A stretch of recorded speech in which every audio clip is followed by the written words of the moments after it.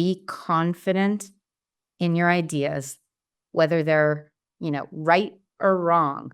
Be confident to share them. Use your voice and ask questions. Just great. ask questions, but just don't be afraid to speak up.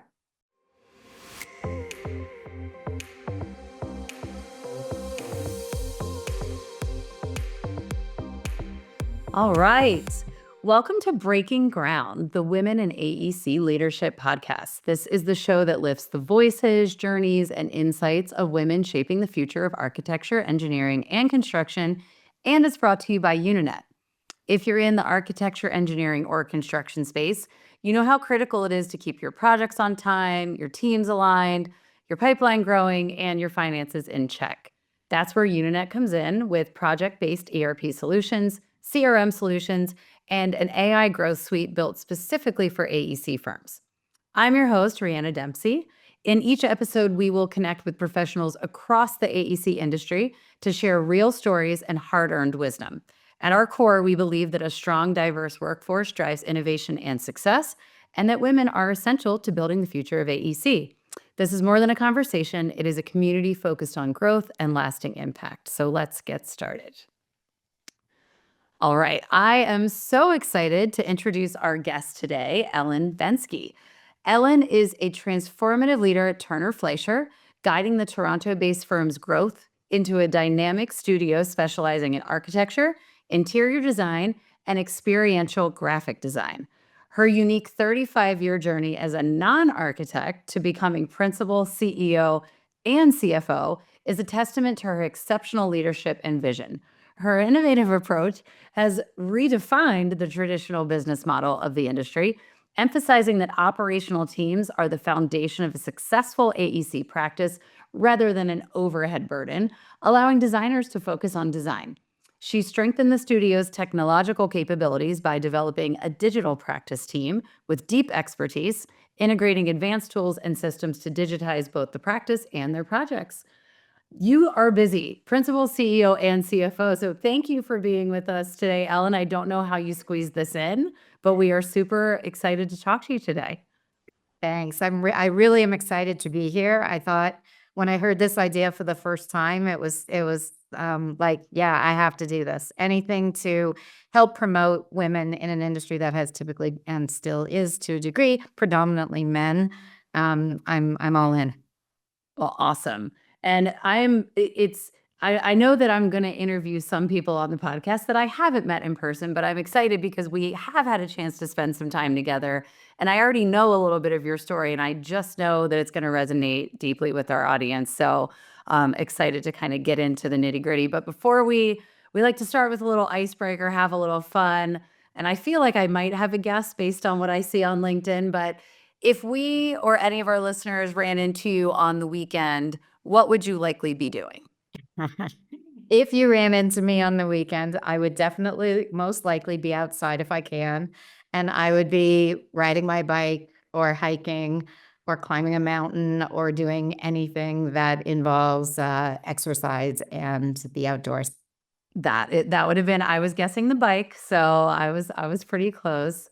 Well, that is awesome. And do you have a favorite spot in Toronto or the area that you tend to frequent? Yeah, I do. We actually own a summer home. In Canada, they call them cottages, but really it's a summer home north of Toronto, and it's my absolute escape. It's in the forest and it's on a lake, and I canoe, and that's where I just kind of take my busy life and tone it down a bit and just sit in the quiet of nature. That is amazing. I'm struggling right now to get my kids where we did a digital detox in July. So because it's like I'm on the screen all day. I know that they help us in a lot of ways, but I also value just getting away, getting outside. I think that is very underrated today. Yeah, absolutely. So I gave the whole bio. We got to hear but I want to hear the real story now. So from my understanding, because I think you know this, but I had my first job in construction, and then mostly I was outside of construction. My dad owns a small construction company, but I didn't realize, especially for the architecture and engineering firms, to come from outside of the industry and kind of make it to the CEO seat is not something that you see very often. So I would just love to hear, how did that all come about and what was your journey like? Yeah, it was my journey as I reflect back on it it was not intentional.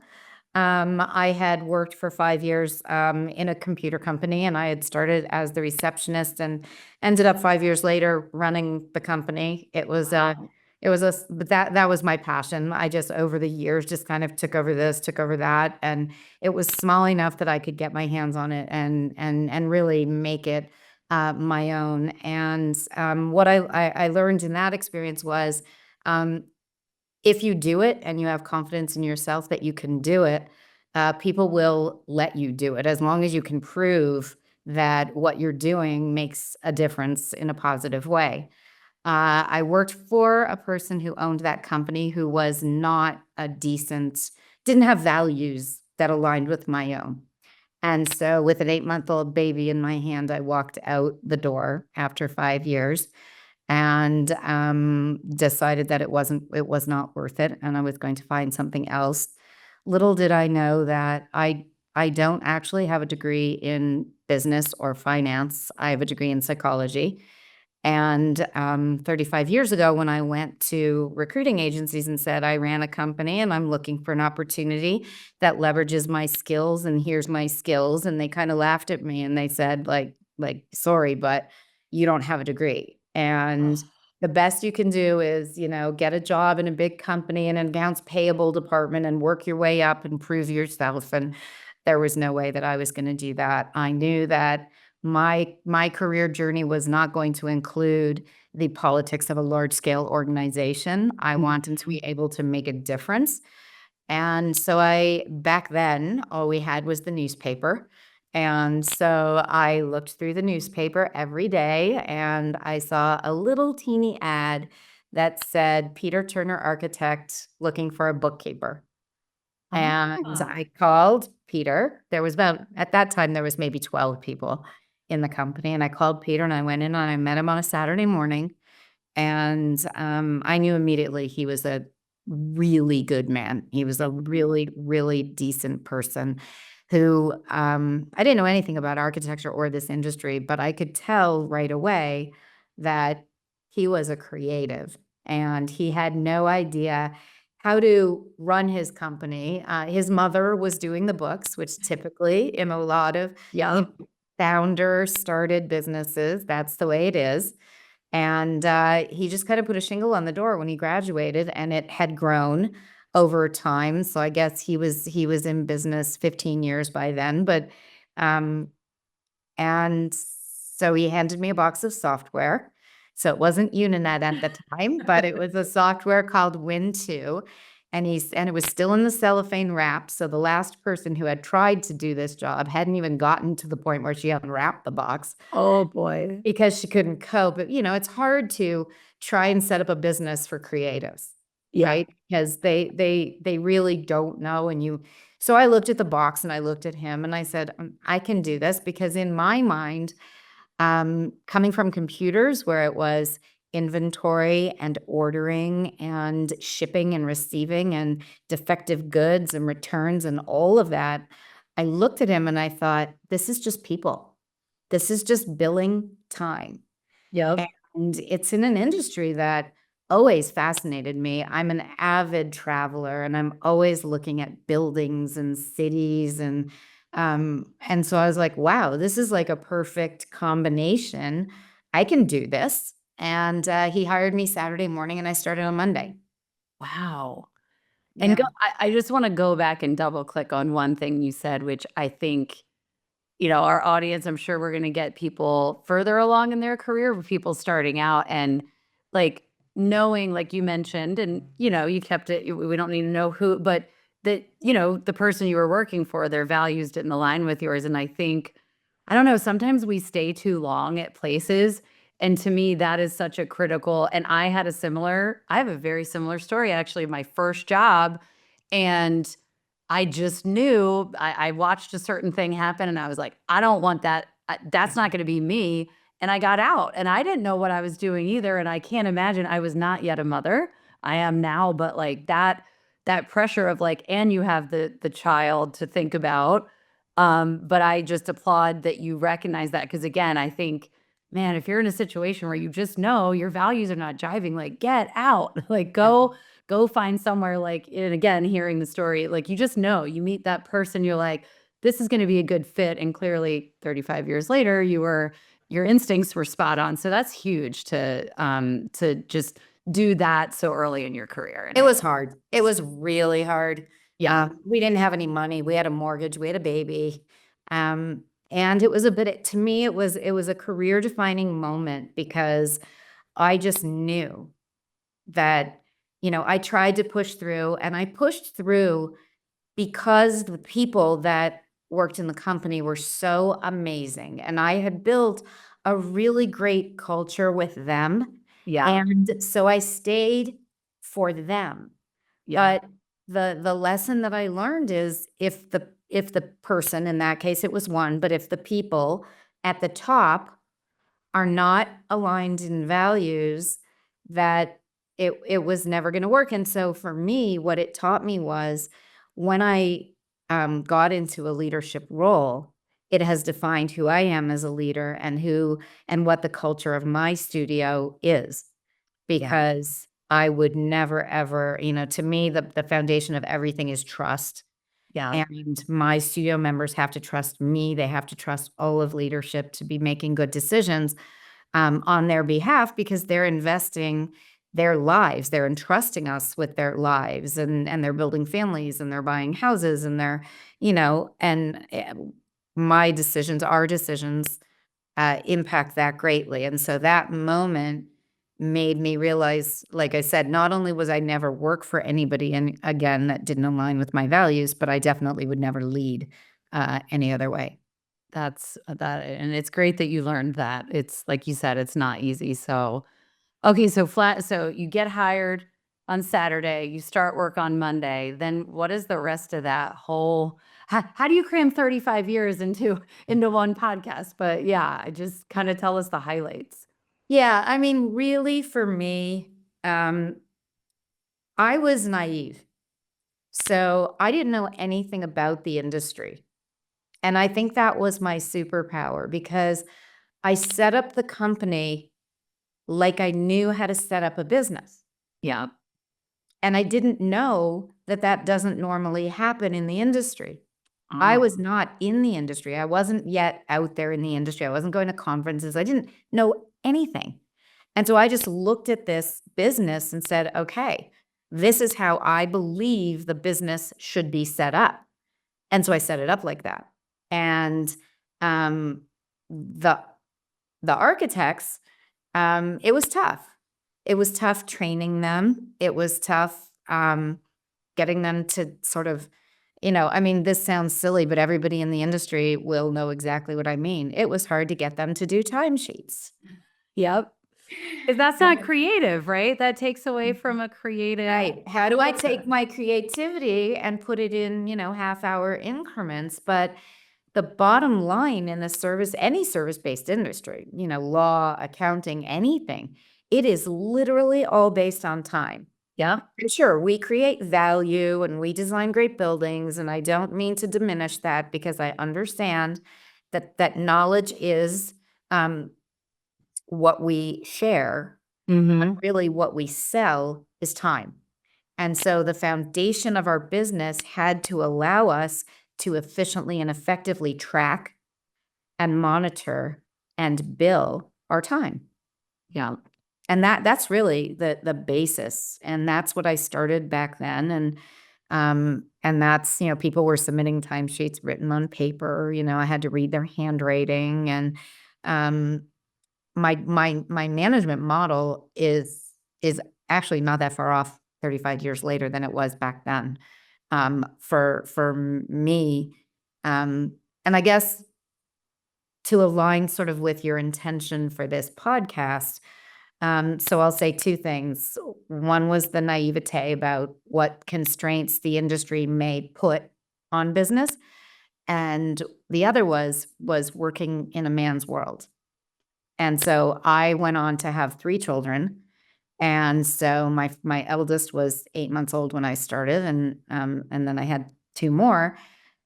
All of the partners who are now my partners, but back then I wasn't a partner, they were all men. In fact, almost everybody that worked there was a man. Wow. And I knew that if I wanted to, very early on, after I started sort of putting everything in place, I started running their partner meetings and I started putting in the strategy um, and I did that for years.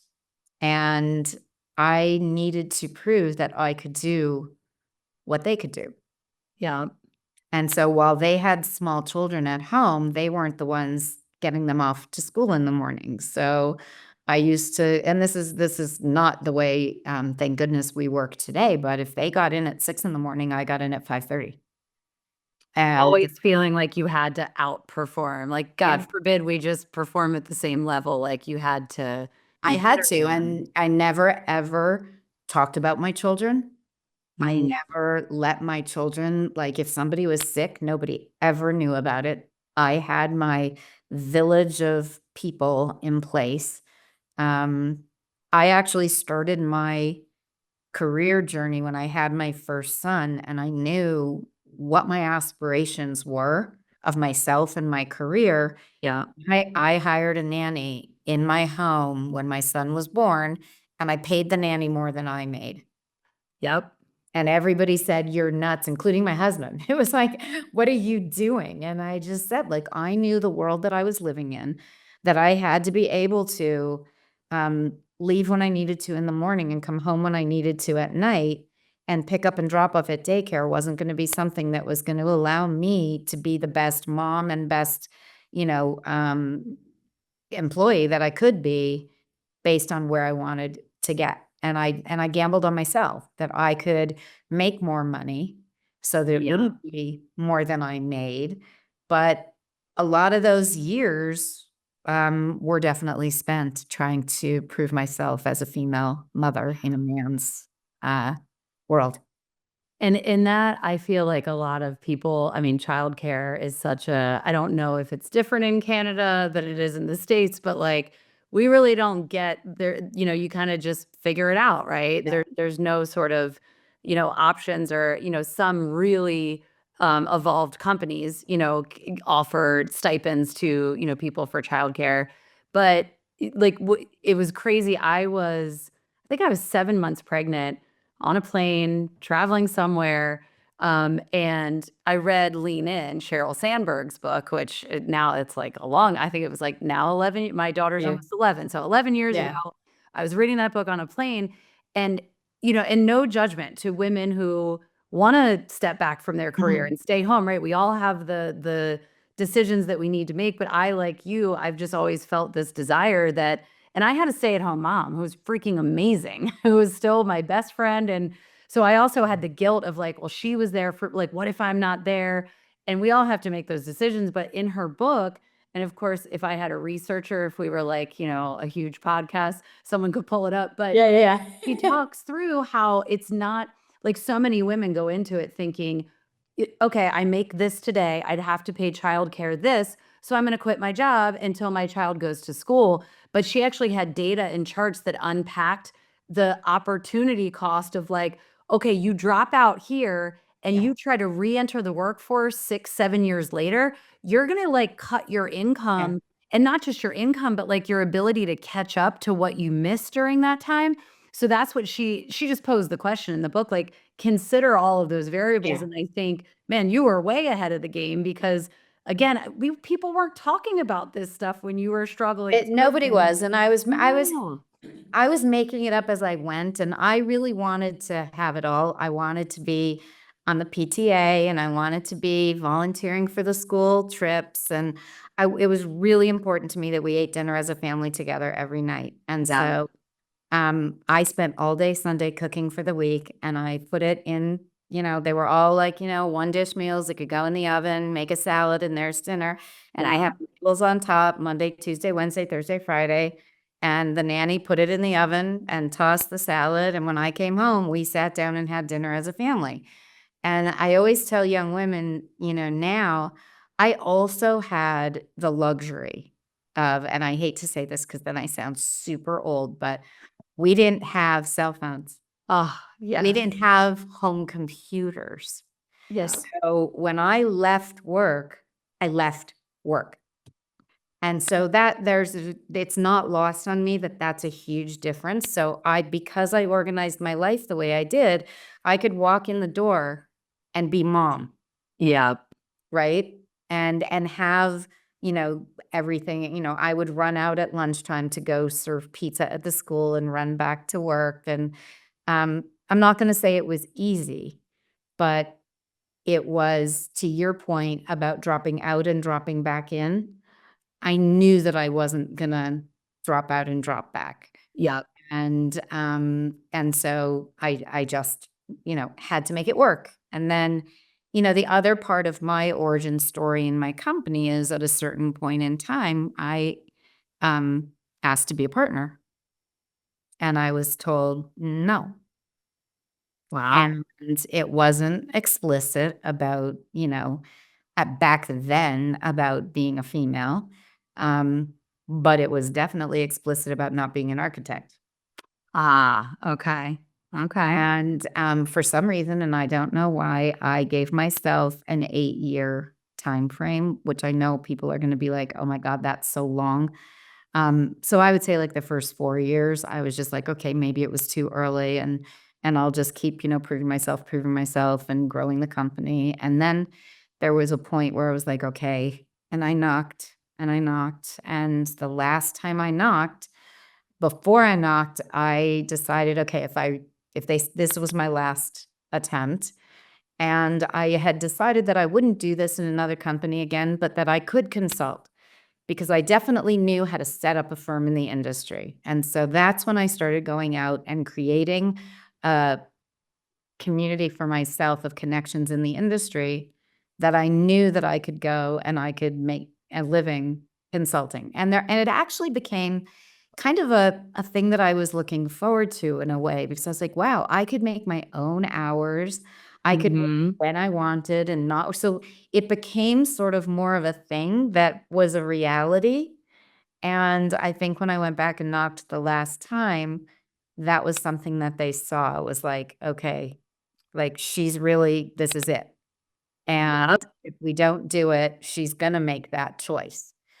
And that was when I became a partner.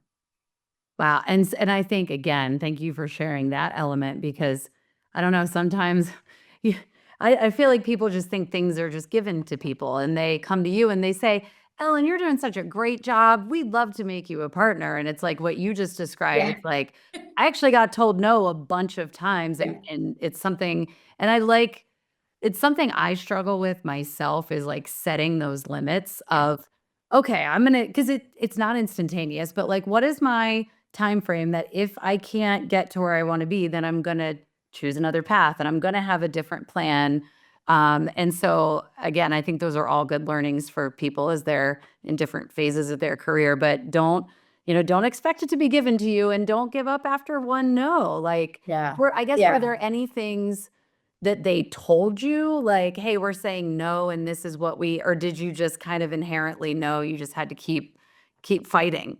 No, you know what? And I believe sort of, and I'm not like super like, oh, the universe will tell you things when you're ready for them, but there is an element of that, right? Like Yeah, I wasn't ready. And I I loved the company that we were building. I loved everything about it and it was successful. And the people were amazing. And I just and I wasn't ready until I knew what I was gonna do, and I didn't know that at the time, yeah, right? yeah, And there was also the concept of stability, right? My kids were sure. growing up, I live in Canada, all 3 of them played hockey, and, we had a busy, expensive life to support, Oh, and hockey is this you basically need a part-time yeah. job for that, yeah, Right? it's So there expensive. was there was and I'm sure while I was going through it, well, I know for my husband and myself, there was definitely that factor. If Yeah, I left, then what? And what would this look like? So I think it wasn't until that pinch point where my kids were old enough and I was um, wise enough. I knew what I didn't know about the industry. So that's the other piece, right? As I became more involved in the industry, when I was sort of getting like, I was like, okay, is there a world where I could consult, right? And I started learning more about the industry. Well, then my naivete was totally gone. And I Yeah. realized that this industry is, or back then for sure, very male dominated and very business wasn't the focus.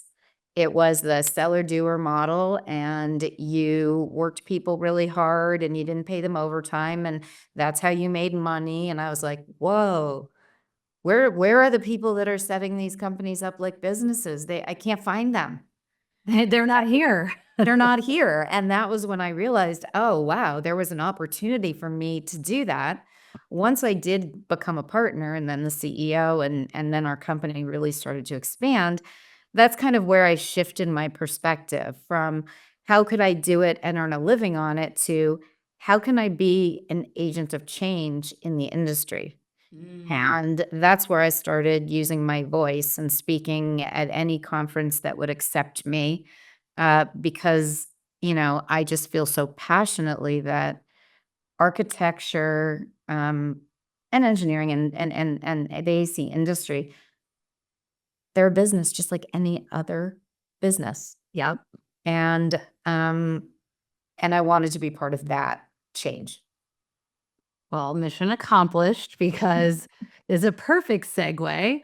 Um, in just kind of researching, the various industries, because we, again, architecture, engineering, construction, all different, but all very interconnected. But the American Institute of Architects, there was an article that they said as of 2022, 2 in 5 new architects are women, which Mhm. is kind of like you're starting to see, and it's not just this industry, but you are starting to see that trend in a lot of industries that used to be male dominated. So you would assume that you would start seeing more women in leadership roles, but we know that that is still few and far between. And I'm interested, like, have you seen that changing at all? Because I would imagine when you became CEO, principal, like you're not really seeing a lot of, you're looking around the room, still seeing a bunch of men, but now we're seeing this influx. I was just anything in that realm of like, how has it changed? How have you seen things Absolutely. progressing? I can give you a perfect example of that. I go to a CEO forum every spring, Okay. and it's 60 invited CEOs from the industry. And I think I started going, maybe it was just before the pandemic, maybe it was 5 or 6 years ago. And Okay. the first one that I went to, I walked in the room and I was like, "Whoa." There were 60 people. There were 56 mainly white men, and there were 4 women. Whoa. And I was like, "Oh my God." And this And was not 1950. This no, was no, 2019, 2010. no. And it was like they were all, it was like a boys club, and they were golfing, and they were like, I was like, did I step back into Mad Men? Like, Yes, what is that's what this? I'm picturing in my head. Yeah. Yes. And I'm proud to say that last year, the same conference actually had, I might be like almost, I think, 20 women. And Wow. the first day of the conference last year, they had the first ever Women's Day on Sunday, just for Wow. women CEOs. So Okay. it's a great story, and I'm so excited. And I've met through that community a lot of women CEOs who aren't architects. Wow. So it really is starting So it's to. it's it's happening. It's happening, albeit slower than it should have, but it's definitely happening. But I think as an industry, um, we still need to be pushing forward for change, Yeah. and we need to be ensuring that we, the model isn't there yet. for the, management, financial management for sure of these types of businesses. Yeah. And, continuing to focus on equality for women and men to have the same opportunities. And, but I have hope, and and what I'm seeing feels better. That's awesome. And I have a ton of hope too, because I'm getting to interview all of these amazing women leaders. I'm like, they're definitely out there. And that's again part of the podcast is just how Yeah. can we tell this is not about, again, I always say it's not about bashing the men. It's about elevating the stories of the women and pointing out like the where there are these kind of biases or, inequalities that we can help to remedy. And so, one thing that I hear from women leaders, especially who grew up in the old boys club time, and I sort of straddle that because 'cause I'm like, Mhm. my first job was that, but now I'm looking around going, "It's better." So I'm like, I've seen both sides.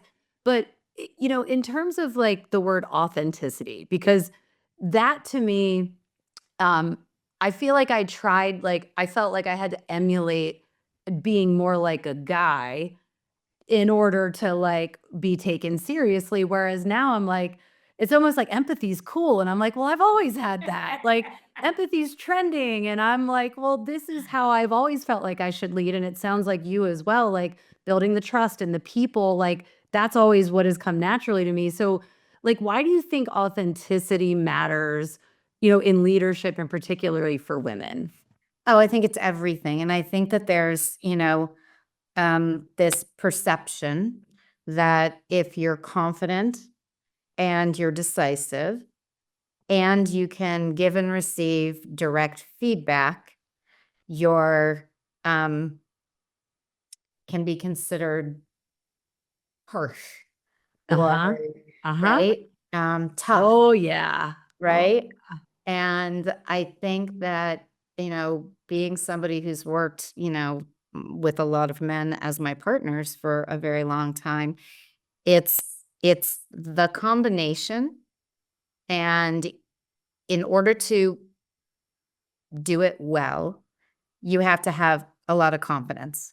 You have to have a lot of confidence that the decisions that you're making are, good ones, or at least well thought out ones, because we all make mistakes. So not oh, every yes. not every decision is good. I've made, many mistakes. There's not enough fingers on my hands for sure, but you have to be confident in what you're doing, and you have to blend all of the things that I just said about decisiveness and directness, and um, you have to match it with the human side. You have to match it with empathy. Everything to me. I just did a post to my company. I do them every so often. We're actually in the relationship business, right? We might be practicing architecture or design, interior design, but we're in the relationship business, client relationships and relationships with each other. And um, if the relationships aren't good and they're not built on a foundation of trust, and whether the word is authenticity, it's empathy, it's any of the other words you can say, it's just that that's the foundation. And from that foundation, you can do anything, whether it's architecture, whether it's building a business, business development, any of those things that we need to do to be successful. It all stems from relationships, and people respond and actually like directness.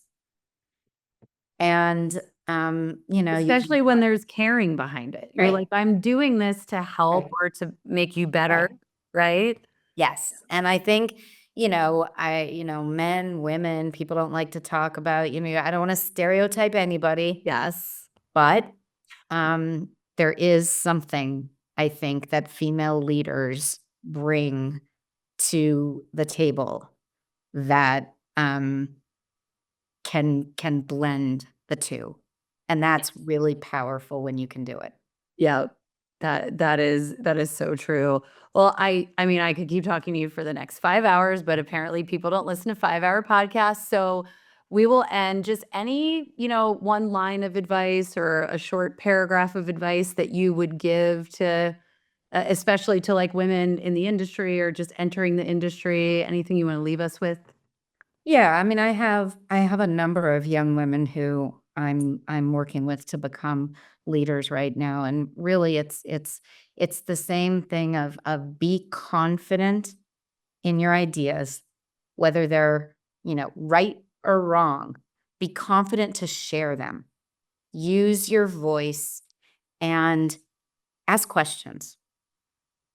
That's Just great. ask questions, but just don't be afraid to speak up. I love it. That is a perfect way to end this episode. I appreciate you taking your valuable time to be with us today, Ellen. And it has truly been an honor to hear your story. And I just want to thank all of our listeners for listening to Breaking Ground Women in AEC Leadership. If today's episode resonates with you, please be sure to follow, leave a review, or share it with someone in your network. And if you have a story to share, please send us an email. Our contact information is in the podcast bio. And until next time, keep breaking new ground.